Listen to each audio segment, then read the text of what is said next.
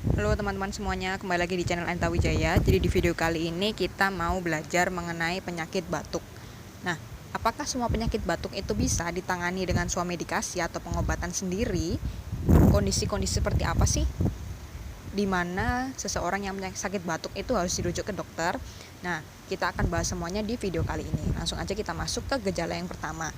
Ketika dahaknya itu hijau atau berwarna kuning pekat, maka teman-teman wajib membawa pasien tersebut ke dokter karena takutnya akan ada infeksi atau penyakit lain, gangguan pernafasan lainnya. Jadi wajib dibawa ke dokter.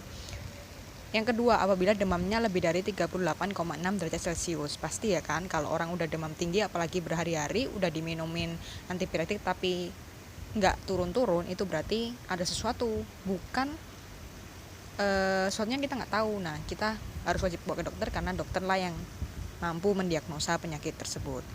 Gejala ketiga adalah penurunan berat badan yang drastis. Gejala keempat, apabila batuk disertai dengan darah.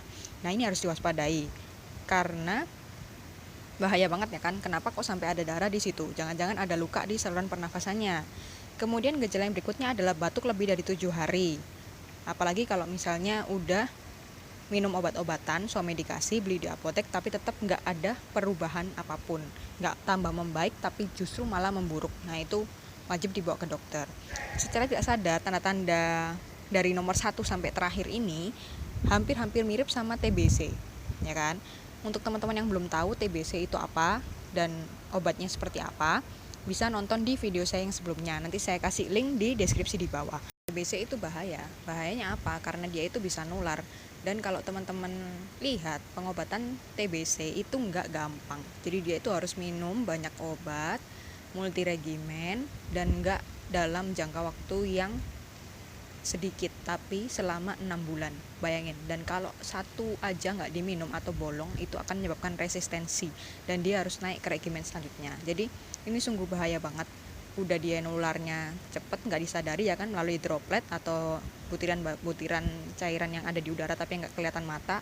Udah gitu, kalau misalnya kena, dia itu pengobatannya lama. Nah, dan obat-obatannya itu banyak efek sampingnya. Jadi lebih baik kita mencegah ya daripada mengobati. Nah, sekian dulu video kali ini. Kalau misalnya teman-teman menjumpai seseorang atau misalnya keluarga yang ada gejala-gejala seperti ini, bisa segera disarankan untuk ke dokter. Terima kasih udah nonton video ini sampai habis. Jangan lupa di like, share, komen, dan subscribe. Thank you.